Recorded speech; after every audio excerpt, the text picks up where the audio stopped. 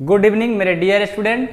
I hope कि आप लोग अच्छे होंगे, मस्त होंगे और आप लोग का पढ़ाई भी अच्छा चल रहा होगा।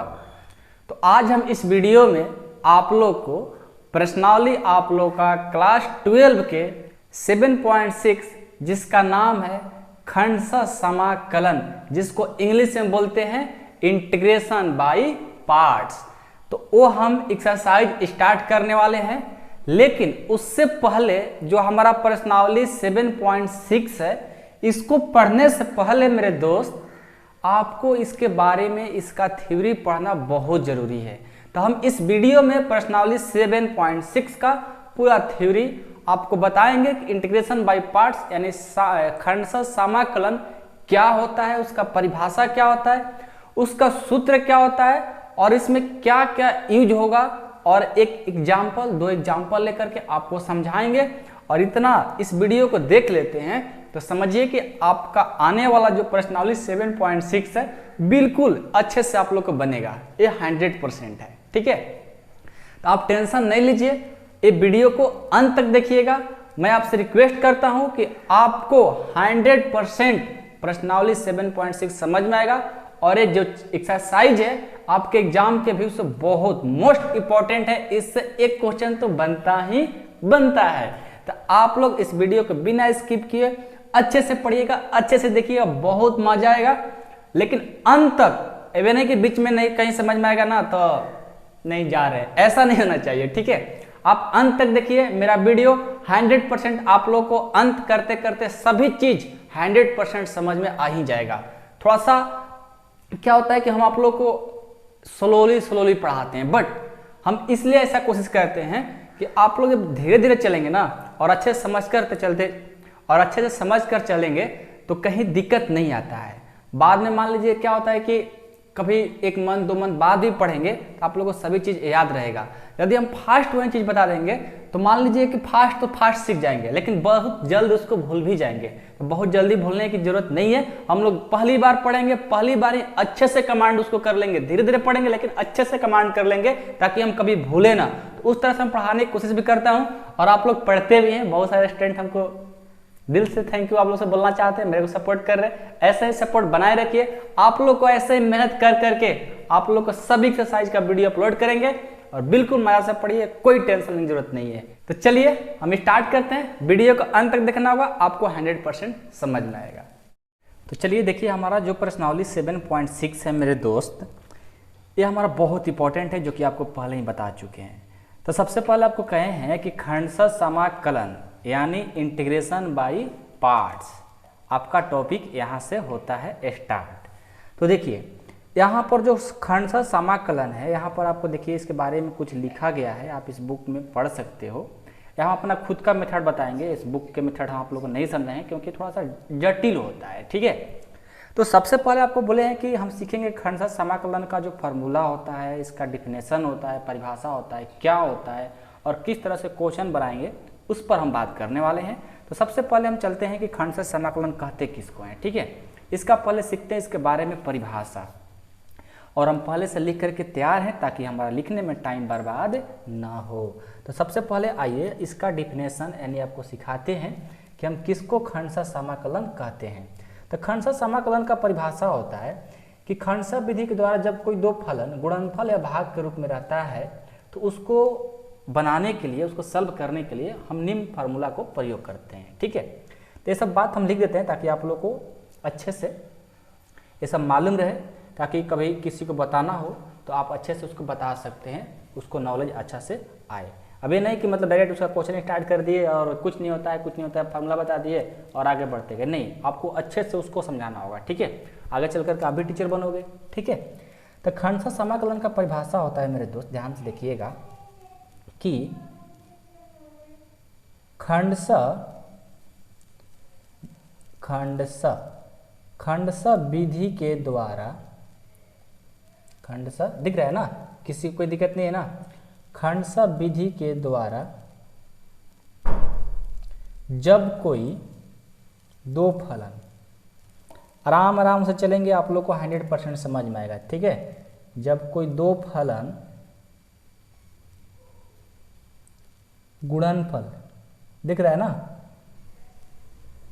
गुणनफल, हाँ दिख रहा होगा, साफ नहीं दिख रहा है क्या यार, अब चलिए दिखेगा। गुणनफल या भाग के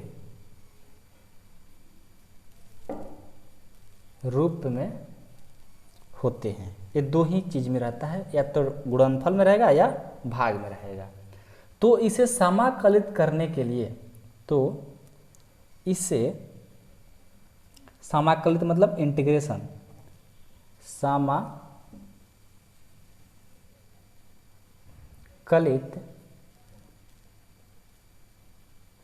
करने के लिए,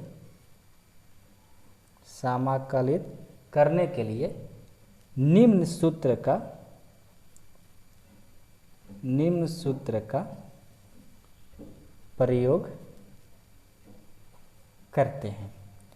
अब आप सोच रहे होंगे कि सर ये निम्न क्या होता है, ये निम्न क्या होता है? तो निम्न मतलब नीचे दिया गया है, अब आपको नीचे बताएंगे, ठीक है। तो इसका फॉर्मूला होता है, देखिए ध्यान से सुनिएगा, समझिएगा, ठीक है। इसका फॉर्मूला होता है इंटीग्रेशन ई इंटू भी में रहेगा, मतलब दो ई क्या है, एक गुना में है, ई इंटू भी में ऐसे दिया रहेगा, ठीक है। अब इसी का इंटीग्रेशन करना होता है, किससे?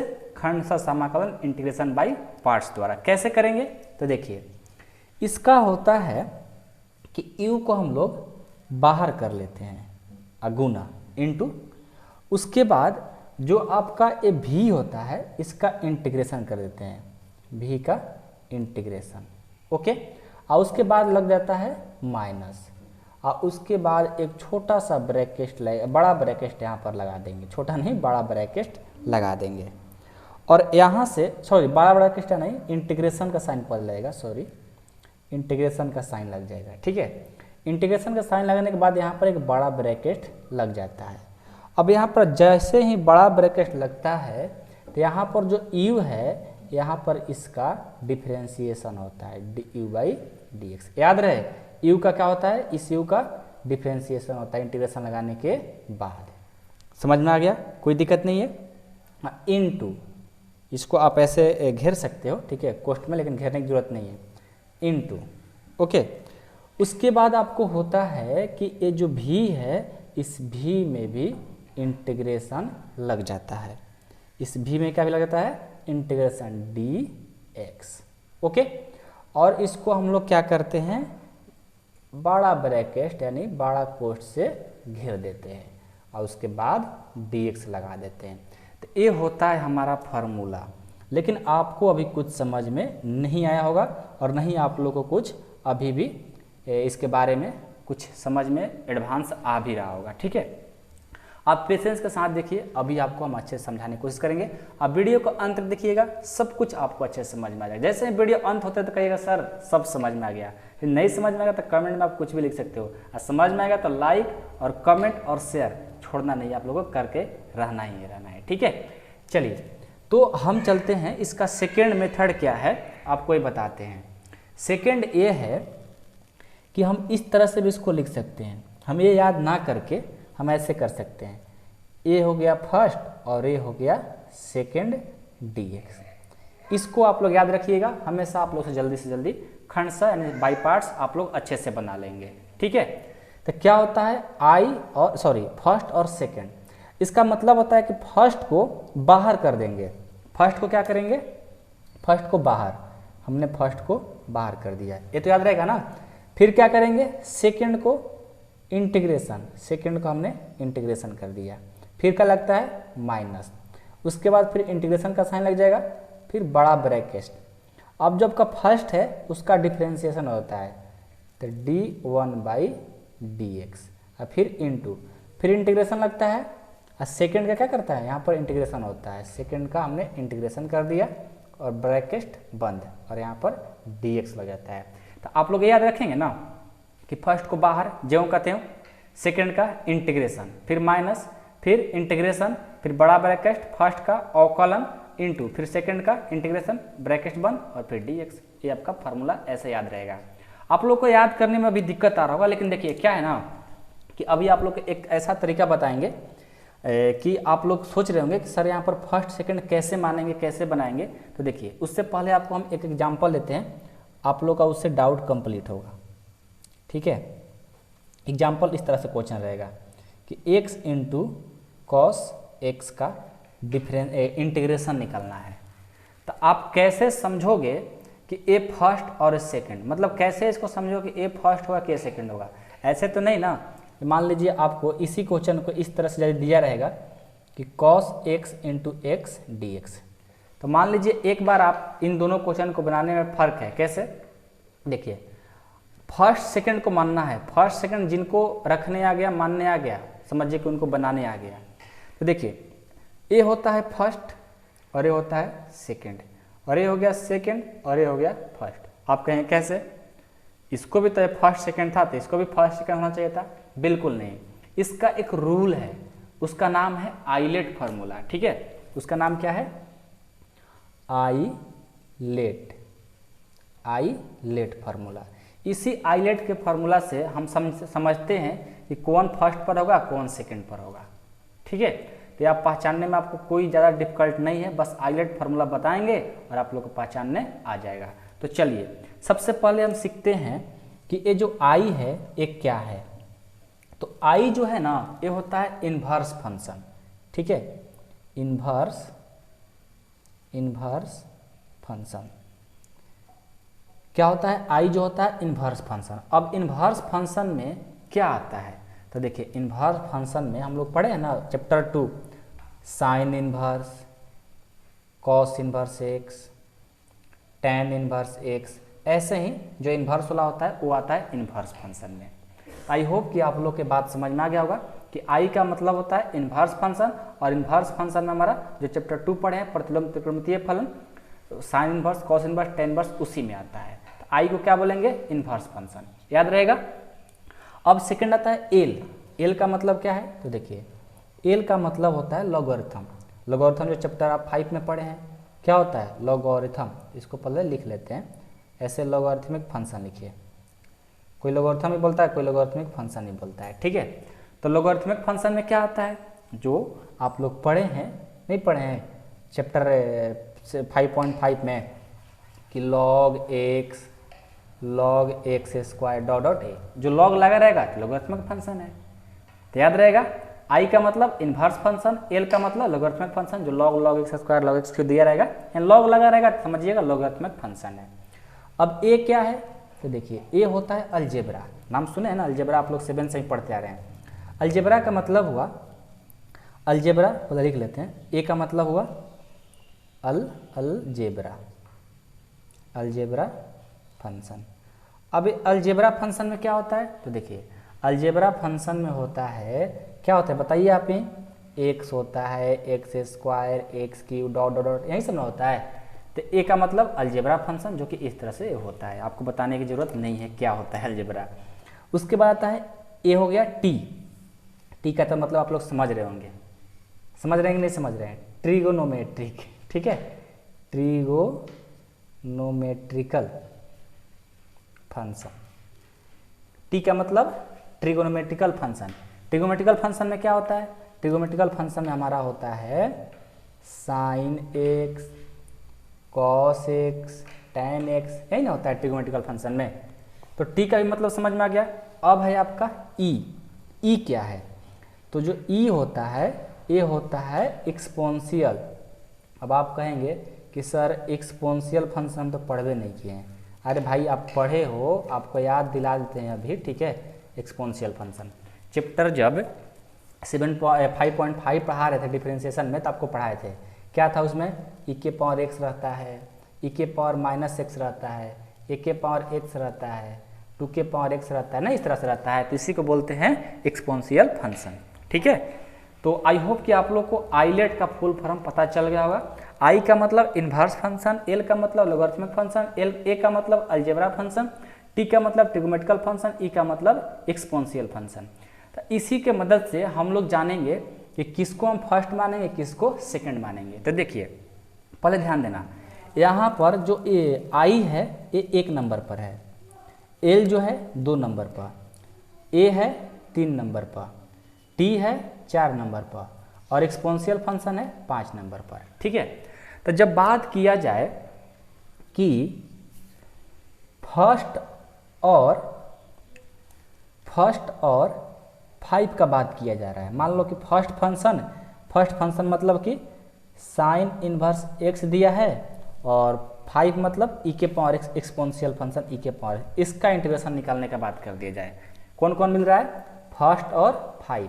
जब फर्स्ट और 5 का बात किया जाएगा तो देखिए यह है फर्स्ट और यह 5, यह है फर्स्ट और यह है 5।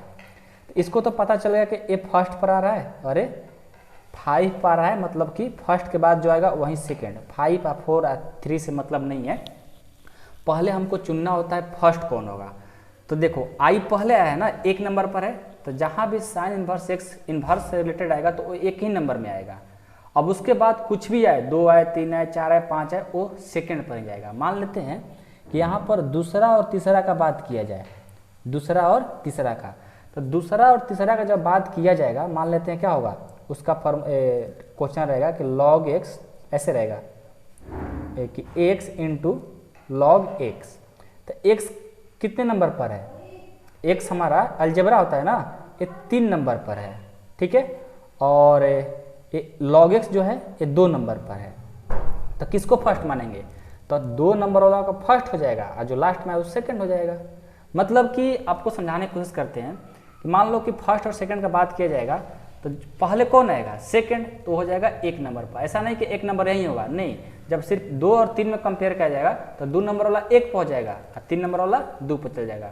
जब थर्ड और 5 का बात किया जाएगा तो थर्ड वाला 1 नंबर पर और 5 वाला 2 नंबर पर। ठीक है, आपको ये समझ में आ गया? कोई दिक्कत नहीं है। तो यहाँ पर देखिए ये कैसे फर्स्ट हुआ था, कैसे सेकंड हुआ था, ये आपको समझाने की कोशिश करेंगे। ये एक्स क्या है? एक्स हमारा है अलजेब्रा। देखो एक्स क्या है? अलजेब्रा। ये कितने नंबर पर आया है? 3 नंबर पर। ये कितने नंबर पर? 3 नंबर पर, यहाँ पर लिख लो। अब कॉस एक्स क्या है? ये है आपका ट्रिगोमेट्रिकल फंक्शन, ये है 4 नंबर पर। ये देखो 4 नंबर पर।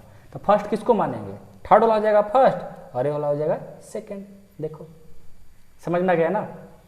अरे आएगा समझ में, बिल्कुल आएगा समझ में। ठीक है, तो जो पहले आएगा उसको फर्स्ट मान लेंगे, जो बाद में आएगा सेकंड आएगा। मिलाते कैसे हैं? तो आइलेट फार्मूला को एक बार आइलेट फार्मूला का लिख लेंगे और पता करेंगे कि आई मतलब इन्वर्स होना चाहिए, एल मतलब लॉगरिथम में, ए मतलब अलजेब्रा में, टी मतलब ट्रिगोमेट्रिकल में, ई मतलब एक्सपोनेंशियल में। वो आपको समझ में आ जाएगा बात ना, तो फिर आप फर्स्ट सेकंड मानने में कोई दिक्कत नहीं होगा। मान लीजिए कि ये तो सब आप लोग को आ गया फर्स्ट सेकंड मानने, तो मान लेते हैं कि यही क्वेश्चन को सॉल्व करना होगा, तो कैसे करेंगे? तो चलिए अब आप लोग को इस क्वेश्चन को सॉल्व करके हम दिखाते हैं। ठीक है, बिल्कुल पेशेंस के साथ आप लोग देखिए, आपको समझ में आएगा ही आएगा। ठीक है, कुछ नहीं करना है, सबसे पहले आपको ये फर्स्ट सेकंड वाला फार्मूला याद होना चाहिए। ठीक है ना, कि फर्स्ट को बाहर सेकंड का इंटीग्रेशन, फिर माइनस, फिर इंटीग्रेशन, फिर फर्स्ट का डिफरेंशिएशन इनटू सेकंड का इंटीग्रेशन dx। तो चलो इस क्वेश्चन को हम सॉल्व करके दिखाते हैं। क्वेश्चन है x into cos x dx। तो फर्स्ट सेकंड कैसे मानेंगे? आइलेट के फॉर्मूला पर। तो ये तो हमारा पहले आता है ना 1 नंबर पर, क्योंकि अलजेब्रा है, अलजेब्रा के बाद ट्रिगोमेट्रिक आता है, तो ये हो गया टी। आइलेट जिनको फार्मूला याद रहेगा उनको बनाने में दिक्कत नहीं होगा। ठीक है ना, तो उसको याद कर लीजिए। तो यहाँ पर क्या हो जाएगा? हमें फार्मूला लगाएंगे, ये फर्स्ट हो गया और ये सेकेंड हो गया। तो ये फार्मूला लगाओ। फर्स्ट का क्या होता है? बाहर कर देते हैं, यहाँ पर सोल्यूशन लिख लो। फर्स्ट को क्या करते हैं? बाहर कर लेते हैं, तो फर्स्ट को बाहर कर लिए इनटू सेकंड का क्या होता है? इंटीग्रेशन। तो सेकंड का इंटीग्रेशन, सेकंड क्या है? कॉस एक्स ना, तो ये हो गया कॉस एक्स dx। फिर क्या लगता है? माइनस, तो यहाँ पर लगा दिए माइनस, फिर इंटीग्रेशन, फिर बड़ा ब्रैकेट, फिर फर्स्ट का क्या होता है? डिफरेंशिएशन ना, तो x है यानी dx बाई dx हो गया इनटू, फिर इंटीग्रेशन, सेकंड क्या होता है? इंटीग्रेशन होता है ना, तो सेकंड है आपका कॉस एक्स, तो कॉस एक्स का इंटीग्रेशन कर दीजिए, फिर बड़ा ब्रैकेट बंद, फिर dx। यहाँ तक तो कोई दिक्कत नहीं है। अब चलिए, अब आपको क्या करना है? इसको सॉल्व कर देना है। तो ये हो गया x into integration cos x का फॉर्मूला क्या होता है? वो होता है साइन एक्स, तो हमने इसको कर लिया माइनस इंटीग्रेशन, यहाँ पर क्या है? इंटीग्रेशन है ना, dx बाई dx क्या हो जाएगा? इंटीग्रेशन रहेगा, पहले इसको हम कोष्ट वाला काम करते हैं। ठीक है, तो dx बाई dx का हो जाएगा 1 इंटू, इसको करिए यहाँ से देखिए, यहाँ से यहाँ तक क्या है, एक कोष्ठ में है, तो पहले कोष्ठ वाला काम करते हैं। इस इंटीग्रेशन में कुछ नहीं करना, अभी ज्यों का त्यों ही छोड़ देना है। इस इंटीग्रेशन कॉस एक्स क्या हो जाएगा, ये हो जाएगा साइन एक्स, और यहाँ पर क्या है डी एक्स, तो ये लग गया डी एक्स, और यहाँ पर एक कोष्ठ है तो कोष्ठ को रखेंगे। ठीक है, अब चलिए x into sine X minus integration 1 ले साइन एक्स ले करेंगे तो क्या हो जाएगा साइन एक्स डी एक्स। अब हमारा ब्रैकेट खत्म हो गया। अब यहाँ से हो जाएगा x into sine X minus sine का क्या हो जाएगा माइनस कॉस एक्स होता है। फॉर्मूला याद है ना कि इंटीग्रेशन साइन एक्स का जो फॉर्मूला होता है माइनस कॉस एक्स होता है। याद है कि नहीं याद है, सबको याद होना चाहिए। ठीक है, और जैसे इंटीग्रेशन खत्म c ऐड होता है। ठीक है, अब देखिए एक साइन एक्स को करेंगे तो x साइन एक्स हो गया, माइनस माइनस प्लस हो गया कॉस एक्स, अब प्लस c, यही आपका आंसर हो जाएगा। देखिए कितना इजी है। तो बस आप लोग को आइलेट फार्मूला अच्छे से याद होना चाहिए, उसके बाद आप इस फार्मूला पर फर्स्ट सेकंड बैठाना सीख जाइए, बनना जाएगा। ठीक है, तो बस 2-4 क्वेश्चन प्रैक्टिस करिएगा, आपको समझ में आने लगेगा। तो आपके लिए हम क्वेश्चन दे रहे हैं जो कि प्रैक्टिस करना होगा आप लोगों को। ठीक है, जैसे हम क्वेश्चन ले लेते हैं इंटीग्रेशन e के पावर x cos x, और तीसरा ले लेते हैं x इंटू साइन एक्स। तो आप ये 2 क्वेश्चन को बना करके मेरे व्हाट्सएप पर कर सकते हो। और हाँ, जिनको फुल कोर्स करना है, ठीक है, आपको पूरा एग्जाम तक के लिए, जब तक आपका एग्जाम नहीं होता है उसके लिए मेंबरशिप ज्वाइन हो सकते हैं 499 रुपये में। 499 रुपये में जब तक आपका एग्जाम नहीं हो जाता है तब तक के लिए फी है। और इसमें आप लोग डाउट क्लास भी पूछ सकते हैं, अलग से कोई क्वेश्चन पूछ सकते हैं, और आपका इंपॉर्टेंट क्वेश्चन भी है। जितना भी क्वेश्चन एग्जाम के व्यू से वो सारा क्वेश्चन होगा, पार्ट 1 पार्ट 2 दोनों का बुक का सोल्यूशन थ्योरी एग्जाम्पल के साथ में। यदि जुड़ना चाहते हैं तो आप जुड़ सकते हैं इस व्हाट्सएप नंबर पर 8383896119 पर। ओके, आई होप कि आप लोग को समझ में सभी क्लास आज आया होगा, सभी टॉपिक आया होगा। मिलते अगले वीडियो में हम लोग 4.5 बोल रहे हैं 7.6 में।